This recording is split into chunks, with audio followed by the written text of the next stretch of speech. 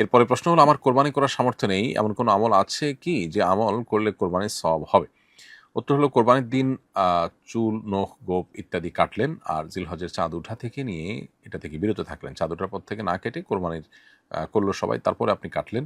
এটা যদি করেন তাহলে সেক্ষেত্রে ইনশাআল্লাহ কোরবানি না করতে পারলেও কোরবানি করার সওয়াব আপনি পাবেন। এই মর্মে সুনানে আবু দাউদে আব্দুল্লাহ ইবনে আমর ইবনে আস রাদিয়াল্লাহু তাআলা থেকে একটি হাদিস বর্ণিত হয়েছে যে নবী করিম সাল্লাল্লাহু আলাইহি ওয়াসাল্লামের কাছে এক ব্যক্তি কোরবানি সামর্থ্য নেই। তিনি যখন জিজ্ঞেস করলেন যে কিভাবে তিনি সওয়াব পেতে পারেন, নবী আলাইহিস সালাম তাকে বলেছেন, তুমি তোমার চুল, নখ, গোঁফ এগুলো কাটবে, অর্থাৎ কোরবানির পর এগুলো কাটবে।